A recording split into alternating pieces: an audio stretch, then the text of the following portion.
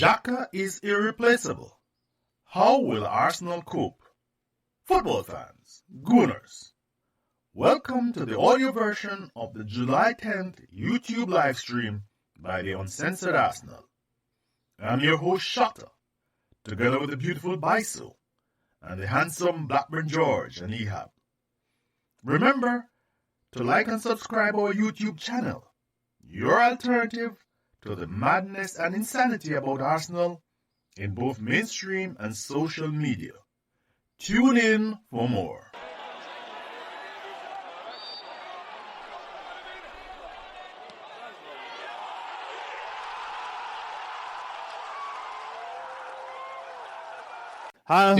Football fans, Gooners of the world, this is Shota, Ehab, and Blackburn George, and I have two other delinquent guests.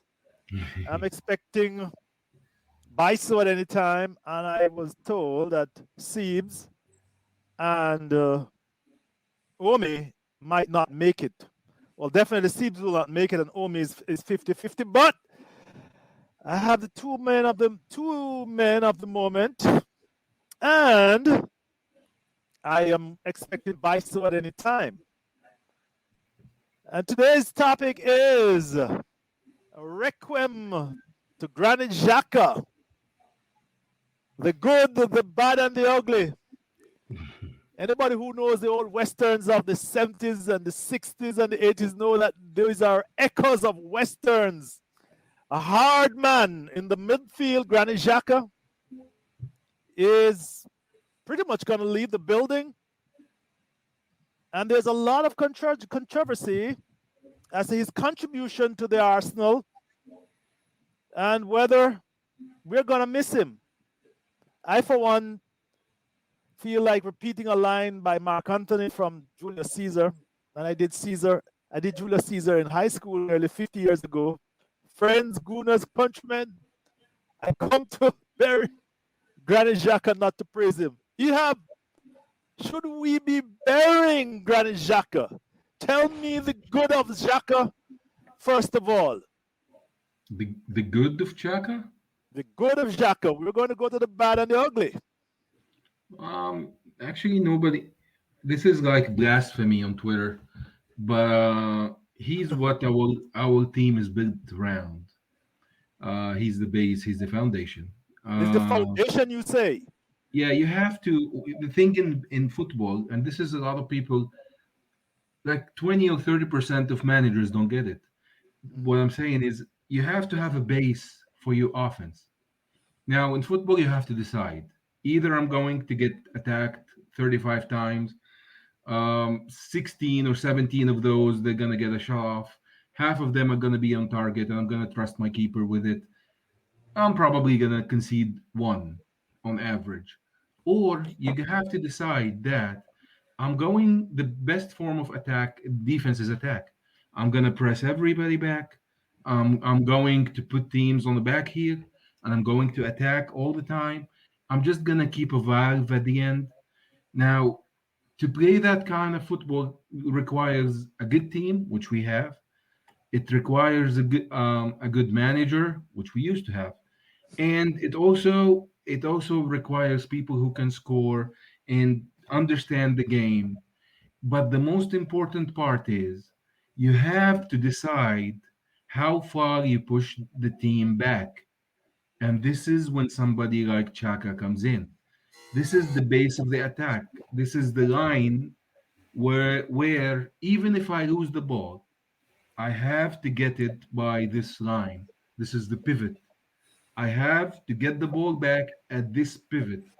The better players that I have, the higher up the pitch I can push them, and they will not cause a lot of trouble on the counterattack. So Xhaka was learning to do this. Wenger put Santi Cazorla in that position because Santi Cazorla understood the game, and Santi Cazorla, whenever we got the ball back, if he got it, he can get out of trouble and restart the attack from that point. If you restart your attack 30 meters away from the goal, you're okay. you're always gonna have more shots. You're always gonna have more attacks. You're always gonna have more goals. And this is what's the plan behind Chaka. We got him to do this, and the second reason we got So him for it.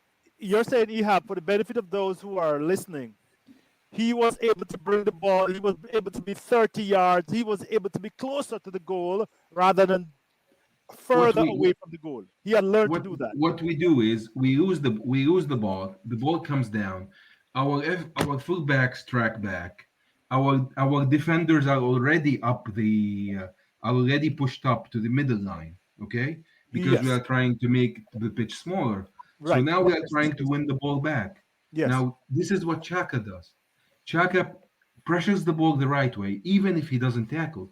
What he does is he doesn't allow Adama Traore to take the ball and just go straight forward and be at the edge of our box within 10 seconds. Yes. No, no, no. And he's even if he cannot tackle Adama Traore, what he's gonna do is he take away the option. He's gonna force him to go sideways Hmm. and pass to the backwards, and there's nobody up front until everybody comes back. So and we are gonna try to take the ball back, and everybody criticized Wenger because we cannot get the ball back. Now Wenger put Kante and Xhaka in front of each other, and he compared the No, two. no, no. The- Kante. yeah, Kante. he could, yeah, Kante, because they both moved on the same year, and we got Oh, Xhaka for that's what about. you mean. Yes. Yes. Go ahead. Mhm. Yeah. He compared them to each other, and he found out there's one difference, one really important difference that I need with Chaka, and it's the long ball, because now teams are playing me really tight, and this was the plan. I get Chaka, who has an amazing long ball, easily, like up there with Santi Cazorla with the best long balls we have ever had in our midfield. I don't think anybody does it the same way. So what we do is, what we do is, this is what you're gonna do. I'm gonna put somebody who can win me the ball back, and can restart my offense.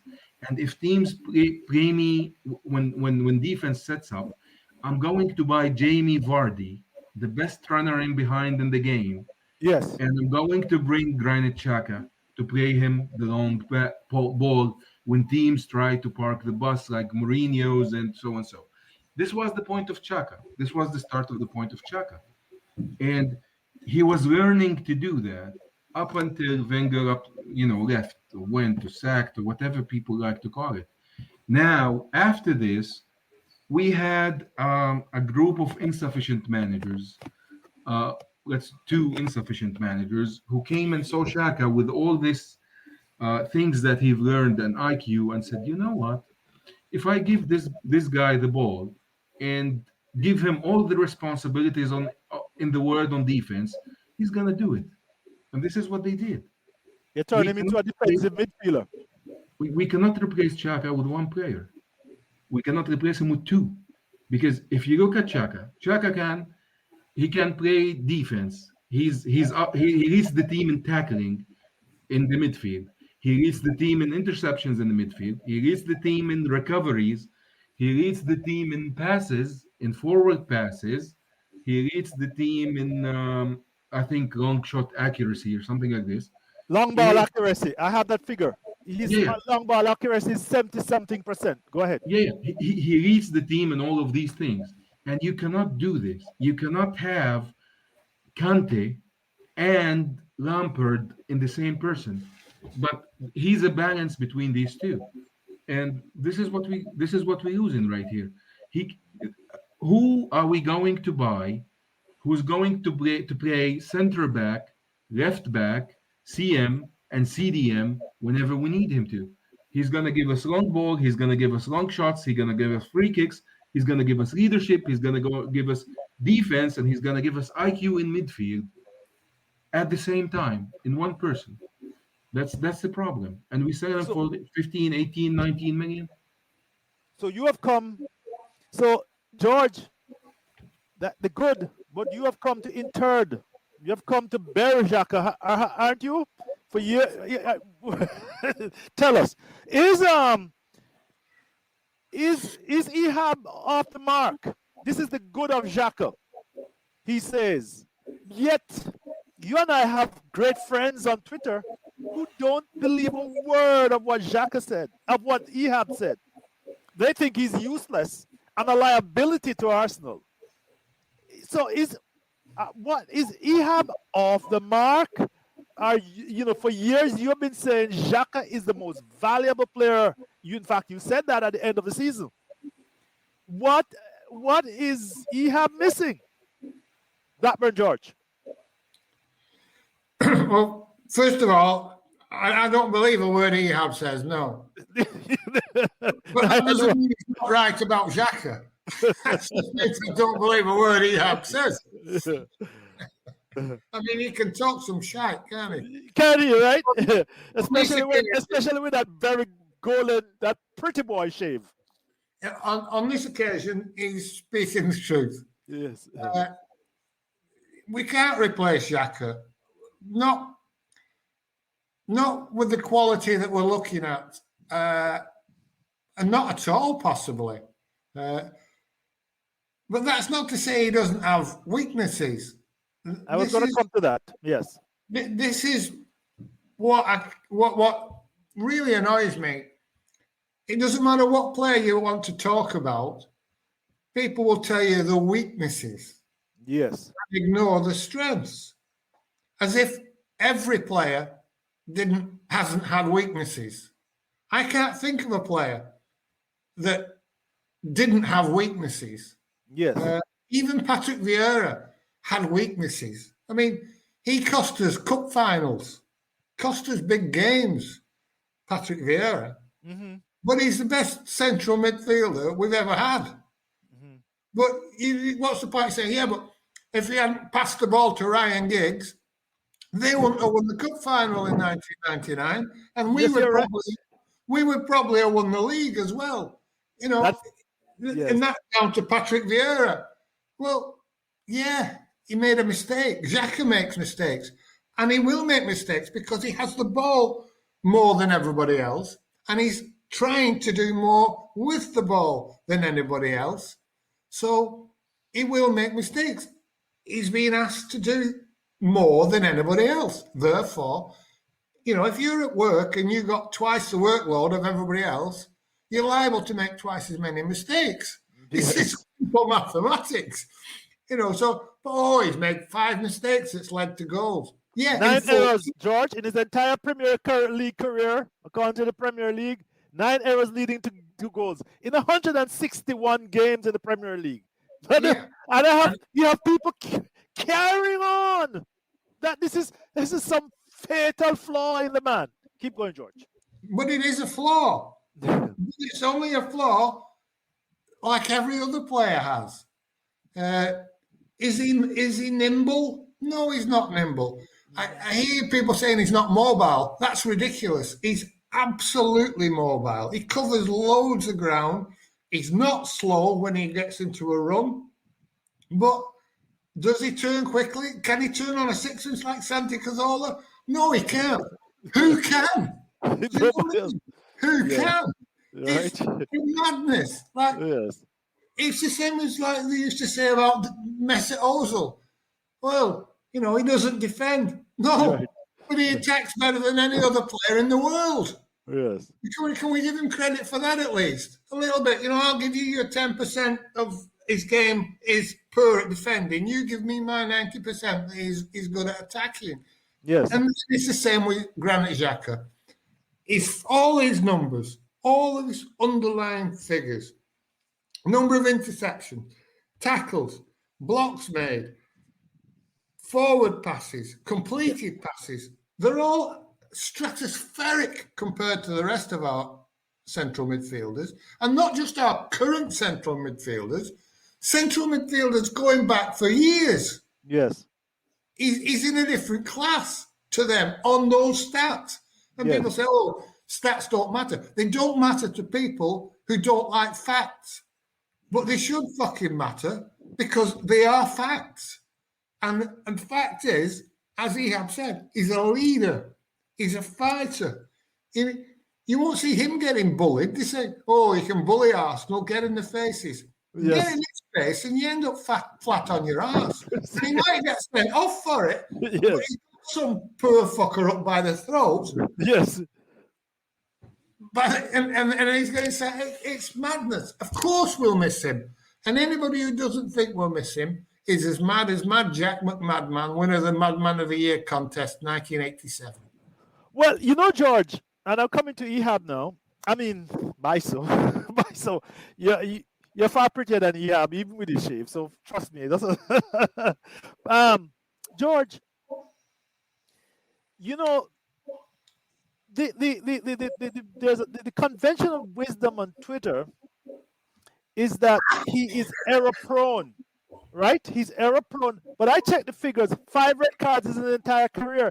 Didn't Patrick Vieira have the record, like 6 red cards in his career? Just at Arsenal. Biso, what is the root?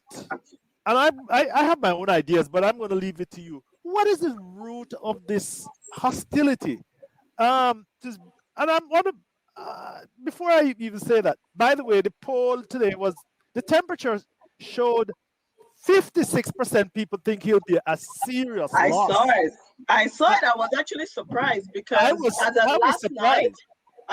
of yesterday, that poll was the second option, which was the minimum impact. Yes. That was the leading figure. Yeah. So I was surprised to see the final results. So what I'm trying to say, there has been to me, contrary to what happened in April 2019 when they all wanted him out by January, there has been a lot of hostility to Xhaka. What accounted for it? You may want to comment on the turnaround.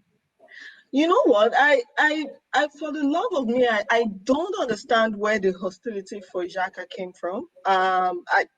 If you ask me, I don't know. There's no particular game that you can point. Maybe the Crystal Palace, is what people will point to say, oh, because of him, we lost the Champions League spot, right? When he gave away that penalty.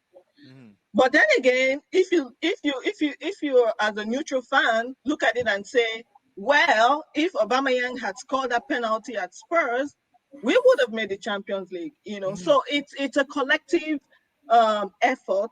Our failure to qualify, and it was just by a single point, right? Right. But, the origin of the Xhaka hate, I don't understand it, to be honest. I do know that throughout his career, up until when Arteta came on board, he has been playing in a system, like George said, that asked too much of him. It was literally a one-man midfield, okay? And he was trying to support everyone who was pouring forward in attack, which is a system Arsene Wenger favored, right? So it didn't put him in a very good light. And the structure, Emery didn't even play with a structure at Arsenal. It was just everyone was pouring forward, and it didn't help Xhaka because, first of all, Xhaka feels this sense of responsibility, and so if he reads the game, his reading of the game is so underrated. Xhaka reads the game like he's 2 steps ahead, and so because of that, when he sees something is happening, he's trying to resolve that problem. Okay, but because of his physical, we know he covers a lot of ground, right? But relatively, he's not that fast, right, compared to the other midfielders. And so when he's trying to resolve that problem, his body fails him, and he ends up, making a rash tackle in a dangerous area. Maybe it will result in a goal from a set piece. So, but to be honest. I think a lot of the hate Xhaka gets is undeserving. I'm not sure why he became such a lightning rod for the fan base. And even leading up until that Crystal Palace game, he was getting booed by his own fans. May I suggest to you, Biso? I'm going to come back to I'm going to ask you guys. May I suggest to you that Xhaka's first sin was he wasn't Kante. That was Xhaka's first sin. Well, For the Twitter ignoramuses. Because if you listen to Ehab pointed out why he was selected by why am I forgetting the boss? Wenger. By Wenger. Of course, we are told that there was a $10 million agent fee for Kante, but that was his first sin. And that has, for these guys, it has accompanied them. Don't you think that perhaps explains it? Because Well, you're right. You're right. I didn't even think about that, you know. But then again, it's arguable that Arsenal wanted to go for the two players. We just couldn't get Kante over the line because of the money involved. Xhaka's signing was really early in the window. It was one of the earliest signings we've made, yeah, right? And we're still being linked to Kante after we signed Xhaka. yeah. We're just not fortunate enough to get that transfer through. So yeah, you're right. You know, and with Kante going to Chelsea and immediately winning the league, so those comparisons played on the minds of a lot of our fans. And yeah, you know what? That could be it. You know, I don't know for certain, but it does. It's something that could happen in the fan base, right? Because we know that a player like Theo Walcott got a lot of hate because he just was not Thierry Henry. You know, so we've seen it happen. It's a phenomenon. No. Adebayor got a lot of hit because he wasn't Thierry Henry. But Walcott, trust me, Walcott did, because don't forget that Walcott transitioned to his number immediately. And so that the weight of expectation was on Walcott at that time, right? To be Henry, blah, blah, blah. Yes. And he did get a lot of hate because he just was not, as high scoring as a departed legend, right? So yeah, I mean, you're right, and I for one like the fact that Xhaka, Xhaka did not submit to a lot of the hate. He kept his head screwed on tight. He kept his confidence in the fact that his fellow professionals respected him. His manager respected him, and he didn't shrink. He didn't shirk his duties. He still went on that pitch knowing that the majority of the fan base, as it would appear to him, in the stadium, didn't respect him. But he kept plugging away and he kept helping the team. George and Ihab have said everything there is to say about Xhaka's ability and his contribution on the pitch.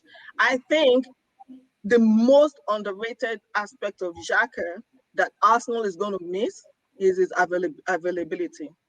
Oh yes, I mean, because I can tell you that I don't know how many midfielders since I started supporting Arsenal that have been as available 100% of the time. It was just last season, right, where he had like this minor injury or whatever, right? But for most of his career, he was available for every single Premier League game. And that in itself, is worth a couple of points per season. Well, in researching this, I'm preparing for this Biso. I mean, this guy is a marathon man he was at Basel. He was at Borussia Mönchengladbach. I mean, his second year, he played 34 games for Borussia. He came here and he played 28 games the first year, 34 games or 38. I have it here, right? Last year he played 31 games. This is a guy that. So what you say is he never shirks from a game. He's always ready to play. But I want to go back to Ehab. It strikes me not only that he and I hope I get to my trend of thought here. It strikes me not only that he was not Kante, right?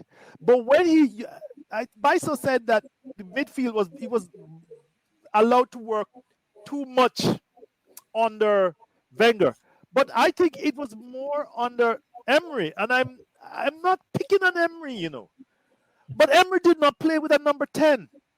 When Wenger was there, unless Xhaka had to be like Ozil's minder. He was the guy who filled all the spaces. But Emery did not play with a number 10, and I was watching games, and he had to be filling in all these spaces. And you remember, leading up to Crystal Palace, he was being booed because he had to do too much work.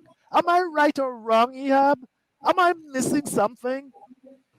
No, he's actually, the hate is easy. The hate, I'd say 20 to 30% of it is the fact that he was signed by Wenger for 32 million or 33 million. Something like that, yes. So, part of blaming everything in Wenger is that, look at his record signing. And, Ozil and Xhaka are all out of there.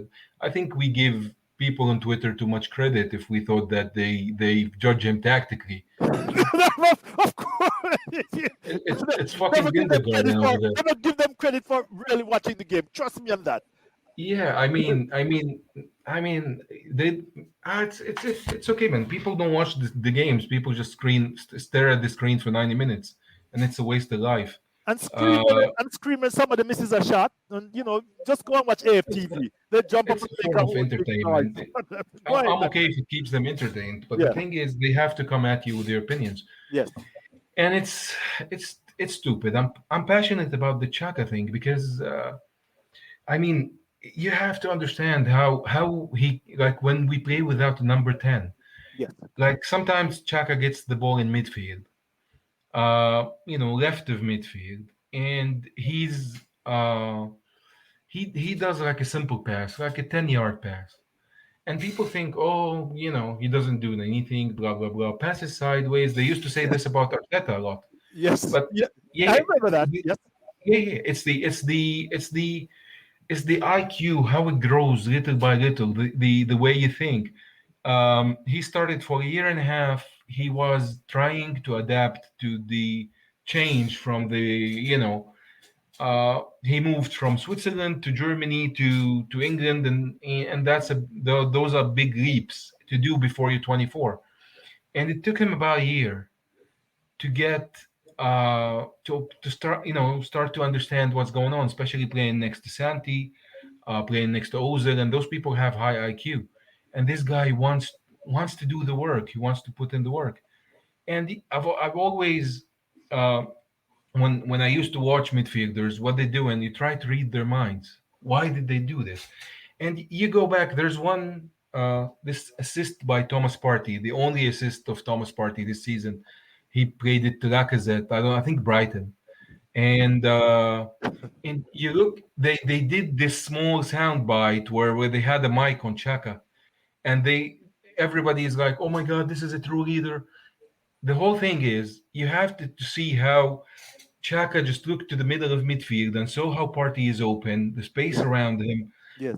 It's only like a 7 or 8 yard, and this is exactly like a good central midfield. And this is how simple it goes. That's why when Santi Cazorla and Ozil played, everything was quick because they understood each other. They had the same IQ. Ozil doesn't have to look at Santi and start pointing. I will drift left and I will look behind me, and Santi is already left and he's passing to Monreal. And this is how it went. Now, when someone like Xhaka gets the ball and he gets it for 2 seconds, this is exactly what goes in your head. You look, okay, Monreal is on my left. Nah, it's a lot of defense. I see Partey down the middle. Bellerin has been fast today. Look at that. Oba's, like Lacazette is leaning right. Let me go right. He passes to Partey, takes a position to the middle. Get back, come back to me. He gets the ball back and finds a pass all the way out to Bellerin, where Lacazette just comes back to him. And they play this simple 1-2 where Bellerin gets across and it gets to the middle and we get a chance. And nobody even understands how it started. It's just the simple idea of somebody who's been in the game for 60, 70 minutes, who understands what's going on, who got that the right side is weak. Their left back cannot run with Bellerin. The left center back does not help. He has to stay in Aubameyang or on Giroud or whenever. He has to stay inside. So he gets that. He gets those kind of things. And this happens within 2 seconds. And Xhaka has gotten to this point. And it's hard to get somebody back to this point. Arsene Wenger has this video where he says you have to have the talent by 14.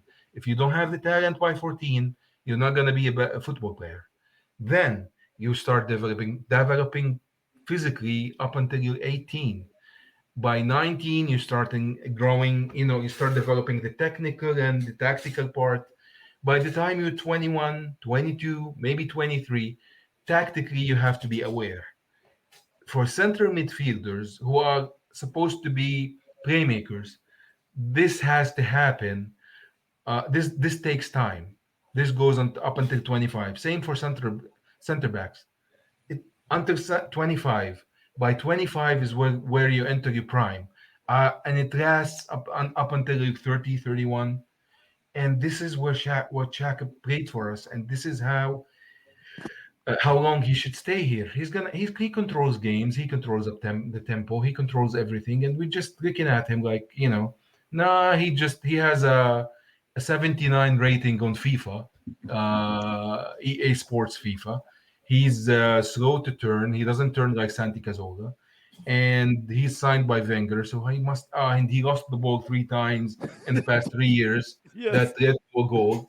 So we cannot have him. But everybody wants to build around Thomas Partey because, 1 assist and 20 shots that go to Tottenham Stadium is what we're looking for in the midfield. It's considered. But, of course, what you're saying is we're not beating on Thomas Partey, but what Thomas Partey represents the new toy. And by next year, the second season syndrome comes in and they're going to murder him. Exactly. George. So, we see the 2 seeds of the dislike for him. He was not Kante.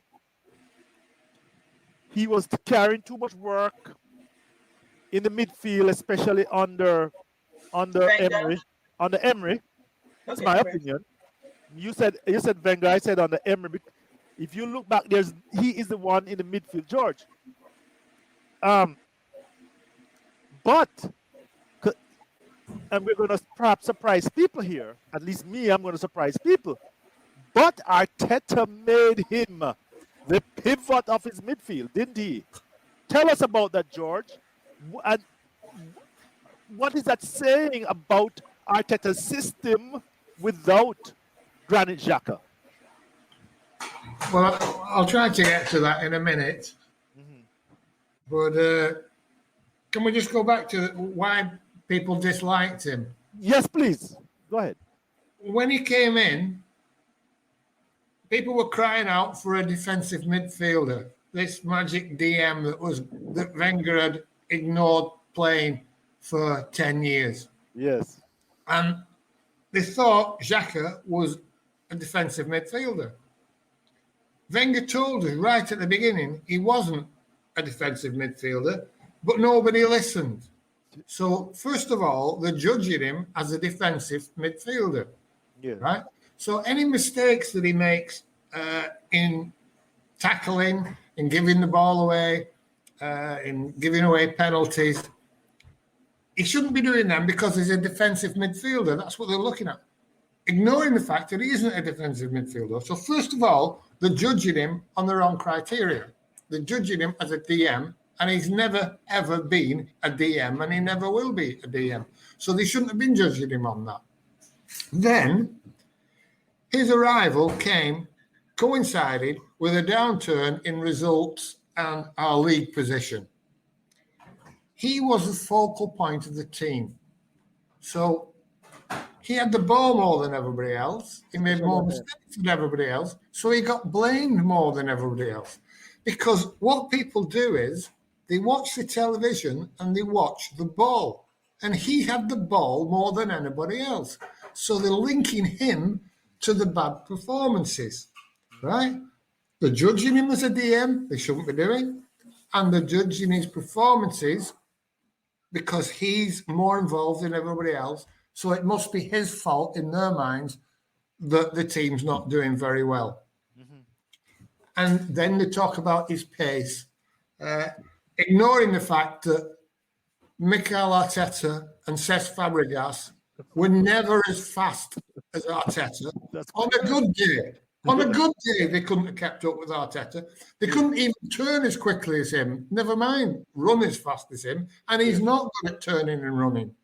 Mhm. So every judgment that they're making on him is on the wrong basis.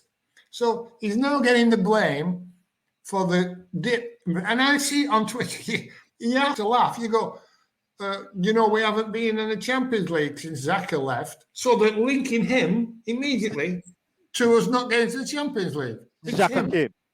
Xhaka came. We didn't. Now, I've never heard anybody saying that, we've finished 8th every time that Saka has played in the first team.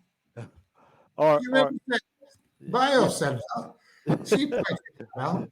That why not make that link? Why say, since he was introduced to the team, we've always come 8th. Let's blame him for coming 8th because it's nonsense. But they do it with Xhaka. So he gets the blame for that. And then to crown it all, in their ignorance, in the stupidity, they're booing him and abusing him because they don't know what's going on. They're misjudging the situation and they're blaming him and they're booing him. And what does he do? What does he have the audacity and the bravery to do? Tell them to fuck off. Walks off the pitch, fuck off. And then, not only would he not apologise for it, he basically told them to fuck off again. And then, when they wouldn't fuck off, he said, well, all right, I will. I'll go to Hertha Berlin. I don't care where I play. I play anywhere other than at Arsenal. I'm off. So he's told them to fuck off. And I mean, that's terrible, isn't it? All those Bane hard knock fans, real tough guys, and one man is prepared to stand in front of them all and go, fuck off. So they don't like him for that. And they get insulted that poor little souls, he hurt the feelings. He told them to fuck off. They can't deal with it. Yes. So they hate him for that. And then he says, well, I'll leave. I want to go. I'll go to, there's only Hertha Berlin wants him. He can go. Now then, now we're hearing. We know for a fact Bayern Munich were interested in him in the past. We know for an absolute fact that Manchester City were interested in the past. We know that he's wanted in Italy. We're now hearing that Juve are interested in him. Yes. PSG are interested in him. All of a sudden, all this bollocks about, only Hertha Berlin wanted him, it is embarrassing to them now because of what it actually is. It's not that only they wanted him. It is he wanted out so much that he would take a step down and play for Hertha Berlin rather than stay at Arsenal. So Arteta comes in. He takes a look at him and he thinks, fucking hell, I need him. Yes. He begs and pleads with him to stay. Right. Pleads with him. And Xhaka says, all right, I'll give it a go. Go on then, I'll give it a go. Straight away, he's the main man. The team's built around him. Any improvement we see is because he's on the field organising things. Now they hate him for that as well. And I tell you what it is, what he said now is, I'm leaving. We're not selling Xhaka. We've not had enough of Xhaka. Mikel Arteta doesn't want to get rid of Xhaka. That's certainly true, George. That certainly is true. Wants out. Yes. And rightly so, because he's been so misjudged, so mistreated, so ill-appreciated that I wish him success wherever he goes. And I tell you now, it doesn't matter where he goes. He'll enjoy his life more than he will playing in front of the shower of shite he's had to put up with for the last 4 years. George, most people, and I have 3 live viewers right now. And what I know people will look at this later, and we will you're going to put it on your blog, and I'm going to put it on my blog, and they'll listen to the podcast. So don't worry, people. I mean, I see the numbers. People eventually come to this. But George, you and I, and I'm going to come to you, Biso. You and I have been through this for over 15 years. We are our Arsenal fan base is so entitled, and then they think they are the best. Their shit doesn't stink, and it bothers me because it became harder and harder to compete since we moved to the stadium, and then you drive away quality players by your shitty attitude to them. So young Lokonga is going to replace Xhaka, Anderlecht, or because Arteta has a relationship with what you may call it, used to be at City, the tall defender guy there. Jesus Christ, Vincent Company. Vincent Company, yeah. So Lokonga is going to. Is it Lokonga? Lokonga, yeah. So he's going to replace. I mean, that's just all the ITKs. Tavares is the left back, so he's not going to replace Xhaka.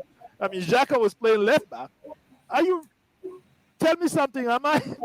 Is my skepticism not rooted in reality? Am I missing something here? This guy might be talented, but he can't make the Belgium team. Xhaka, before he came, was on the Swiss team. Xhaka was playing Champions League football. Xhaka was giving Manchester City the fright of their lives playing for Borussia Mönchengladbach. What is Lokonga? I mean, it's hard to get on the Belgium team, right? But he didn't make any appearance this time. Is he going to replace Xhaka? Well, I mean, first of all, before I start, Judge, I give you a standing ovation because that was, excellently put. So on to Lokonga. I've had several discussions with, some people. I haven't really gone online to, scout this player to kind of understand what his game is and how he's going to fit into the team. But from most of what I've gathered is that he's very similar to Thomas Partey. And so is he really coming in to be Partey's partner or to be Partey's understudy? And just considering the fact that we're still linked to this guy from Wolves, what's his name? Ruben Neves. Yeah, Ruben Neves. Yeah. So that could be the Xhaka replacement. He's a decent DM. He's a decent DM. Yeah, he's decent, Yeah. And he's quite similar. Of all the players that we've been linked with, he's the one that's most similar to Xhaka in terms of the style of play. But then again, what style do we want to play going forward? Is Arteta going to stick with a 4-2-3-1, which he stumbled upon midway through last season? Or is he going to go back to a 3 at the back formation, which he started with? Or are we going to transition to a 4-3-3? It all just depends on the midfielders we bring in. But with Lokonga, he appears to be someone who is he's still quite raw, but he's got the talent.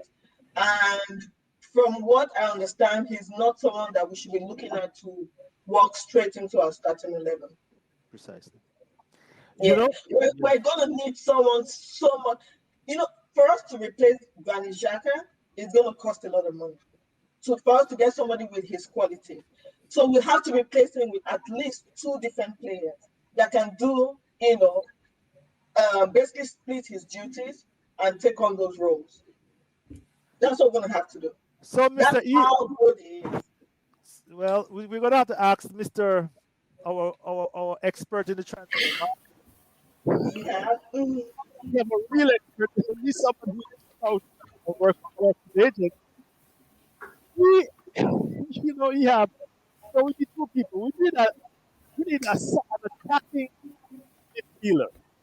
Yeah. When he's gone, Sabalos is not really an attacking midfielder. Villa is is fishing around for ESR. Nobody wants to believe it.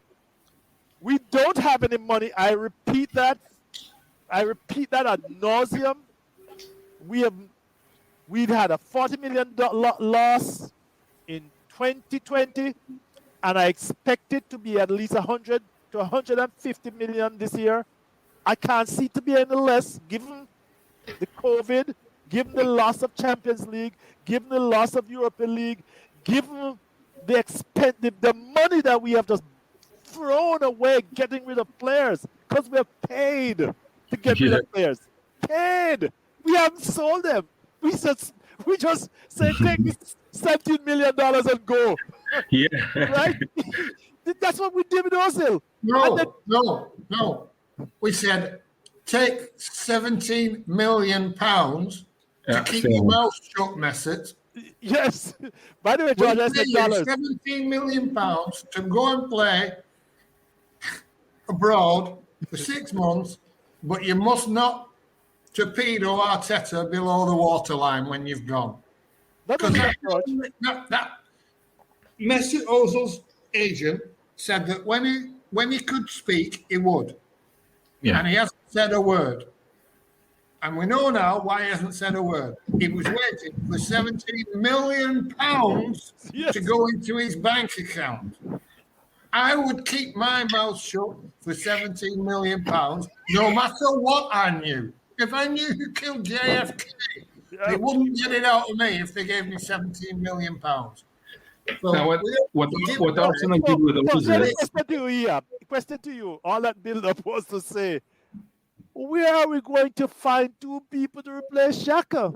Tell me. No, it's hard. Now they're talking about this guy. What's his name? Robin Neves and Madison from Leicester City. Two players to replace him.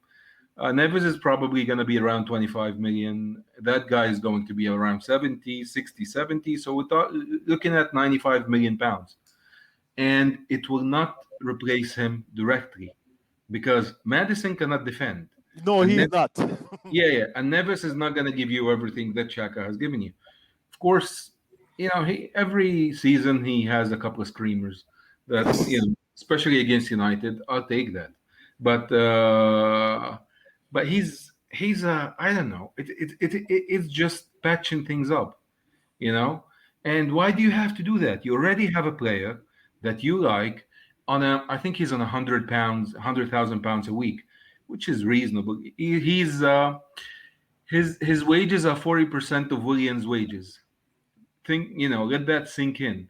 You can get 2 Xhakas and a Cedric for what we pay in Willian every week. Jesus Christ. Yeah. And he's half of what his wages are half of Partey's wages. And why would you want to sell him for 18 million? That's what Don Raul makes on the side than a big deal. Why would you want to do that? Well, you need 18 million. You need 18 million to pay Mesut Ozil to keep his mouth shut. Yeah, actually, the thing about Mesut Ozil is when you sign a contract, there's a confidentiality agreement. Yes. Clause, and it's pretty tight, and that's why nobody can say anything after they leave. And the thing is, what they did is they did not breach the contract. No, they didn't. This is what Arsenal did, and this is very smart. I know his agent, and his agent is a fully fledged cunt. He's the worst person you'd ever deal with, and he's not going to bow down to a couple of idiots that came and took over our front office. So this is what they did is we're gonna keep your contract, and we're gonna pay you to sit at home, and we're not gonna risk being dragged into court and have a long PR battle. That's basically going to have people saying, I was told to stay at home because I talked about China. And we're going to get, this is, we have, I think, 135 million. I forgot the number. A big amount a year with a Chinese website to sell shirts in China. It's a part of our deal with our current sponsor, Adidas. that we have to get this deal through to China. If this breaks, it's a big loss. Adidas will just try to get out of the contract with us, especially when you're not making any Champions League or Europa League.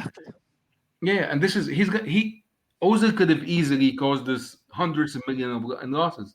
That's why they kept him at home and paid him, because they cannot afford the fallback that's gonna come from Ozil taking this to court. So anyway, but George, where are they going to get the money? I mean, Ben White. Let me just say something before I ask this question, George. You know why the ITKs and all the rest of Twitter doesn't like this program? Because we are going to tell you the truth. We are going to tell you the harsh truth that all this song and dance about Madison, Lukonga. Well, let's say we might have Lukonga, we might have Neves, but Madison for 60 or 80 million pounds. This is what they're talking about, right? If Madison comes, Emmitt Smith Rowe is gone. I know. Well, this is what Villa's doing. This is what Villa's doing. Ehab. This is what Aston Villa's doing. Ehab, give me a minute. Ehab, just give me a minute. Just give me a minute. For all the benefit of the listeners here. The ITKs don't want you to know this. They want to fill your head with dreams of huge signings by August, September. George, where is the money going to come from? To replace Xhaka? Are the Kroenkes going to reach back behind the sofa? A guy just tweeted me and said they're going to put up 150 million pounds.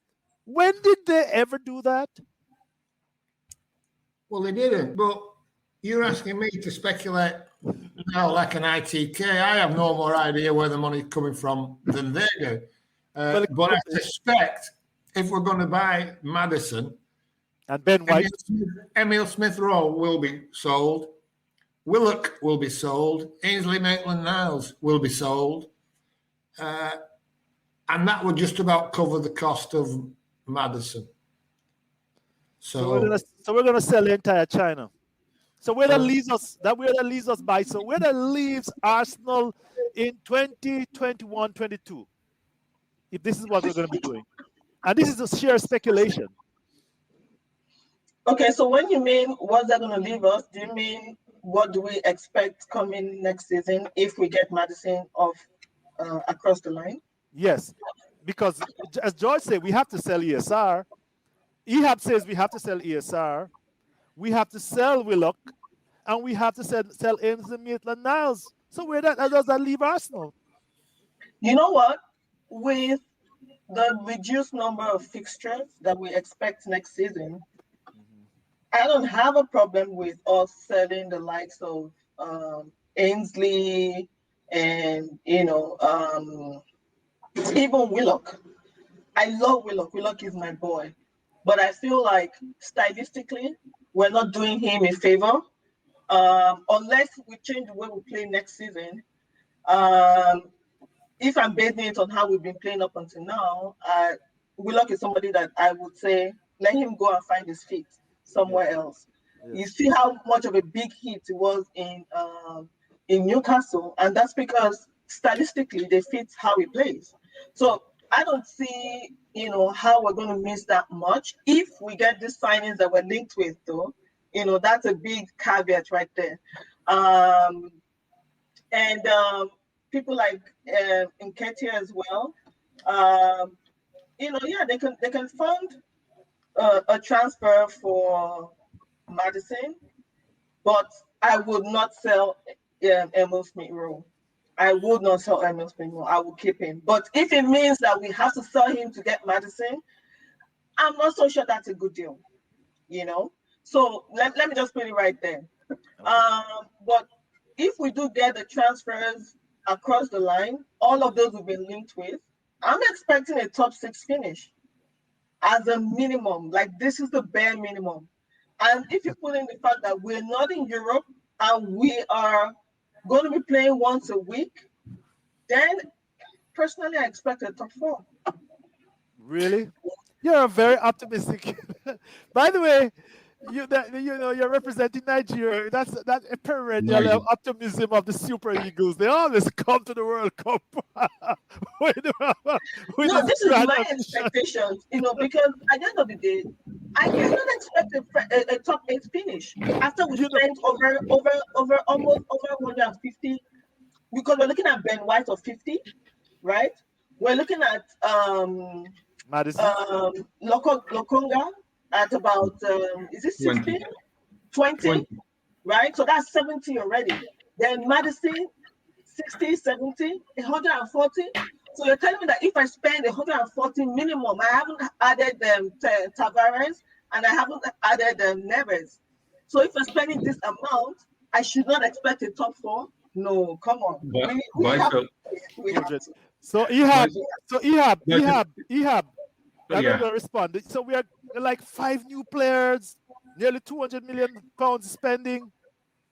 Yeah. It's funny. The funny thing is, she was talking about selling Ainsley Maitland-Niles and Joe Willock, and I was talking to somebody on Twitter the other day, and he replied, "Well, what difference does it make? We didn't have Joe Willock for the past 2 years," and I'm like, well, what the fuck? Well, we doing such a great job without him that we don't need him. You think that okay? We going like we're doing okay. We don't need Joe Willock. I mean, you need to just like rebuild the whole club from the base down. And now you think that we're doing okay without Joe Willock, and this is not the. I mean, this is stupid. Uh, they will fund the transfers. What they will do is they will spend all this kind of money because you have a 2.5 billion to £3 billion club. We you're not gonna stop when you lost 250 million. You're gonna spend another 100 million, 150 million, sell 50 million worth of players, and you're another 100 million in the hole just to make Europa League or Champions League. It depends on if you believe in the staff, in the manager, uh, the brass of the club. If you believe in them or no, and I think Josh is in his father's ear right now, just saying, "I can do it. I promise." And blah blah blah blah blah blah. The problem with these kind of things, by the time Stan wakes up to this, we will be in a much deeper hole than he even thought. Because Stan right now is thinking, well, if we earn like 500 million debt, I can manage. You know, we are a big club. We're gonna bring in money. We got sponsors. Blah blah blah. I can manage. It's no big deal. I bought this club for 1.25 billion. Now it's worth 2.5. So, if we're on a 500 million debt, I'll find a way. I can still sell the club for a really high amount. But the thing is that Josh is going to go deeper and deeper into the hole because the thing is by December, he's not doing well. Josh and Vinay are not going to get fired. Arteta's going to get fired. And when Arteta's going to get fired, let's review the last time we changed managers. Emery came in, he throw out everybody he doesn't need from Wenger, and the people who he throw out are Santi Cazorla, Ramsey, Welbeck, Ozil, basically. Eventually got rid of Koscielny and Koscielny Monreal at the and beginning of the Monreal, year. Yeah. and he's holding for zero. Jack. So And, yeah, there's and Jack, about he got rid of Jack too. yeah, it's the money that we lost on these people easily could have amounted to 100 million. And he bought players. He spent 22 million or 25 million on Torreira, 8 million on Guendouzi. Both of them, we don't even know where they are right now. And Pepe, and he brought Socrates. What's the other fullback? Lichtsteiner. He brought all those people. He spent money, and he was still spending money by the time they fired him. And they fired him. Arteta comes in. He has no use for Pepe. He has no use for Torreira. He has no use for Guendouzi. He has no use for Socrates. He has no use for anybody.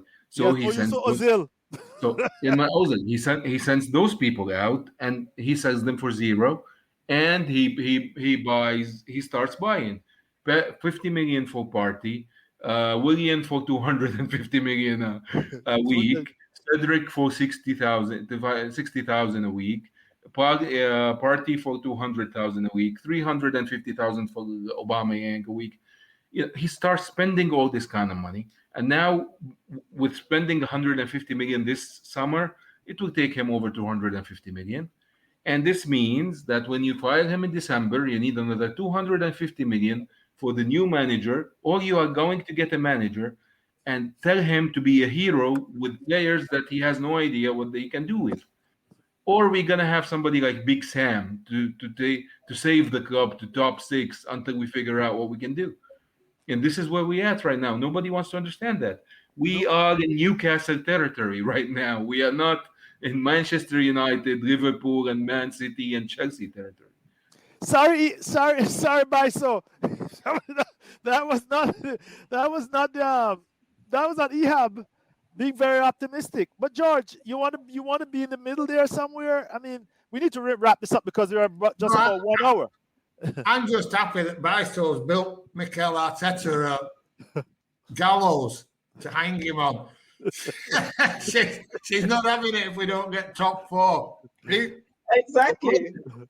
Let's build him up to drop him through the trap door. Yes. Because, we ain't getting top 4. We ain't getting top 6. No matter who we buy, how much we spend. So he's got to go. If we don't get it, it's got to go. We won't get it. We won't get it. I don't think he'll go either. Because for him to go, for them to sack him, they've got to first of all admit they made a mistake backing him when all common sense said he should have been sacked quite some time ago. I mean, maybe last December when we were at the pits. We were like looking at a relegation battle. We're 14th. But anyway, I don't think he'll go. But I just love it that Baiso sets him up to fail. That's brilliant. I'm all in with Baiso. I'm with her. Well, with that shining green Super Eagle outfit, what do you expect? But I'd like to leave on this note. If I was a banker, if I was Arsenal's banker, I would be if I had this account, if I was a relationship officer, the manager of this account, I would not sleep very well at night. Yes, okay, I have the collateral, and I can call on Mr. Cronky and his wife, because she put up assets of Walmart, what she inherited. But the problem is that you're relying on the cash flow of the business to sustain these loans. And what happens, with my personal knowledge, if the company is not generating the cash flow, the credit has to be downgraded, and it's going to be a millstone on the bank's books. These people don't know these things. Yeah, but the business has to make money. Billionaires didn't make their money by losing businesses for a long time. Right. This is what I'm getting at. And I don't know. Maybe they'll find 150 million, but this is a second season syndrome, people. This is really Don't forget, David X going to buy us when the price is pushed down to 2.1 billion that he's prepared to offer. He'll come in. And he'll probably bring his mate from Crystal Palace to manage. Because by that time, he'll have probably failed at Crystal Palace and he'll be available. With Patrick Vieira? Patrick can come in as the manager. And Thierry Henry can ride over the hill on his white Charger and save us. It's all just got ridiculous, hasn't it? And it's going to be fun, isn't it, this year? It's going to be a fun year. And we have, people... Because there's no excuses. As Baiso so eloquently puts it, we only have one game a week. And that means you've got no excuses, pal. You've no excuses, and you've paid all this money, and you've sacked and got rid of some of our favourite players. When you do that, when you kick Mesut Ozil out through the door, you better fucking make a difference next year. because otherwise you're going to pay the price. And I can't wait for him to pay the price. I should be calling him my IOU on him, you know. Well, I think I think I'm not optimistic. Let me put this way. I want to be in the middle somewhere. But let us see, ladies and gentlemen. Listeners, remember to like and subscribe this live stream on YouTube. We are going to keep at this because we know we are right. Well, all of these other guys are wrong. And, I'm telling you, and we invite you to keep listening and supporting. Thank you very much, my Uncensored team, George, Ehab, and Biso. This has been good. Thank you very much. Thank you. Thank you. See you later, boys. Girls. Bye.